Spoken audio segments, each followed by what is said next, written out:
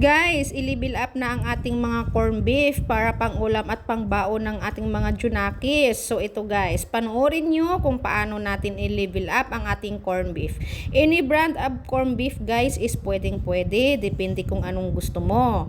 So ito guys ha, kasi hindi naman porket corned beef, i-chipwarahin na natin yan. I-level up naman natin siya ngayon. So sana guys, may matutunan kayo sa ganitong paraan ng aking pag-level up ng ating corned beef. So meron ako ditong carrot, patatas, sibuyas. Din timplahan lang natin siya ng egg. Din lagyan lang din natin siya ng cornstarch at seasoning. Ayan ang ating cornstarch. So add natin ang pamintang powder. So ihalo-halo lang natin siya guys. Ganyan ang pag-level up ng ating corned beef.